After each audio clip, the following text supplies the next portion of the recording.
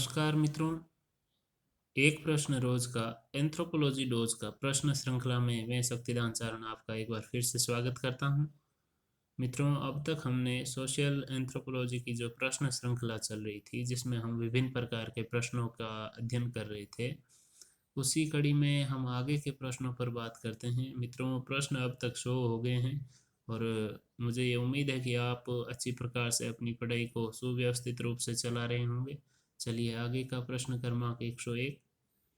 भारतीय जनजातियों की समस्याओं के प्रमुख कारण क्या रहे हैं? तो उत्तर, भारतीय जनजातियों की समस्याओं के प्रमुख कारण निम्नलिखित रहे हैं। पहला, दुर्गम निवास। दूसरा, बाह्य समाजों के साथ संपर्क। तीसरा, नवीन शासन व्यवस्था। चौथा, ईसाई मिशनरियों द्वारा धर्म परिवर्तन। पांचवा, राजनीतिक प्रक्रियाओं में भाग लेने के कारण उत्पन्न पृथकता की भावना। छठा, नवीन व्यवसायों को अपनाए जाने के कारण उत्पन्न समस्याएं। सातवां, स्थानांतरित कृषि से उत्पन्न समस्याएं इत्यादि। प्रश्न क्रमांक 102। भारत में जनजातीय निर्धनता व ऋणग्रस्तता के स्वरूप पर प्रकाश डालिए। तो उत्तर रहेगा, निर्धनता का स्वरूप। जनजातीय क्षेत्रों में निर्धनता एक सामाजिक व आर्थिक समस्या है। निर्धनता के कारण इन लोगों को पौष्टिक भोजन व अच्छे वस्त्र उपलब्ध नहीं हो पाते हैं। अधिकांश परिवारों को निम्न जीवन स्तर पर गुजारा करना पड़ता है।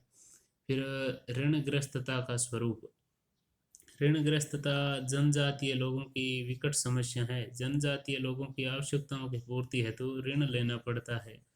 ये लोग ऋण में ही जन्म लेते हैं, जीवन व्यतीत करते हैं और मर जाते हैं। अधिकांश ऋण संबंधियों व महाजनों से लिया जाता है। आगे का प्रश्न क्रमांक 103।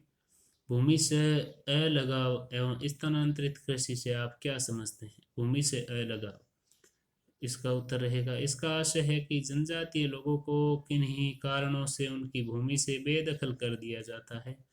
आवागमन व संचार साधनों के विकास के कारण गैर जनजातीय लोग विभिन्न उद्देश्यों से उनके क्षेत्रों में पहुंचने लगे हैं और साहूकार भी कर्ज देकर इनकी भूमि को हड़प लेते हैं। फिर स्थानांतरित कृषि। स्थानांतरित कृषि के अंतर्गत जनजातीय लोग पहले वनों में आग लगाते हैं और बाद में उस भूमि को साफ करके वहां कृषि करते हैं। जब कुछ समय बाद भूमि अनुपजाऊ हो जाती है तो नए स्थान पर जंगल को जलाकर कृषि करते हैं। आगे का प्रश्न क्रमांक 104। जनजातीय लोगों को भूमि से बेदखल होने से बचाने के लिए सरकार ने कौन कौन से प्रयास किए हैं? क्या वे प्रयास सफल हो रहे हैं या वे प्रयास सफल क्यों नहीं हो पा रहे हैं?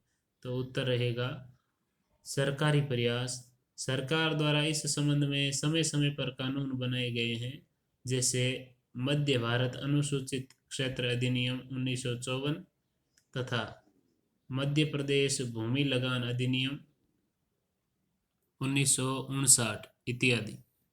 इसी प्रकार से अलग अलग राज्यों में इसी प्रकार के अधिनियम पारित किए गए हैं। फिर असफलता के कारण। कानूनों की असफलता का कारण प्रशासनिक अधिकारियों में दृढ़ इच्छा शक्ति, ईमानदारी व विश्वसनीयता का अभाव होना है। अधिकारियों की उदासीनता के कारण सेठ साहूकार इन लोगों का शोषण कर रहे हैं। प्रश्न क्रमांक 105। राजस्थान की प्रमुख जनजातियों व उनकी वर्तमान स्थिति पर प्रकाश डालिए।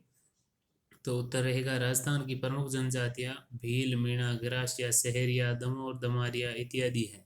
सन 2011 की जनगणना के अनुसार भारत में जनजातियों की कुल संख्या 10.43 करोड़ है, जिनमें से लगभग 92.39 लाख जनजातीय लोग राजस्थान में निवास करते हैं, जो कुल जनजातीय जनसंख्या के 8.86% है। देश में जनजातीय जनसंख्या की दृष्टि से राजस्थान का छठा स्थान है। फिर प्रश्न क्रमांक आगे का 106, जिस पर हम अगले वीडियो में चर्चा करेंगे। तब तक के लिए जय हिंद, जय भारत। बहुत बहुत धन्यवाद।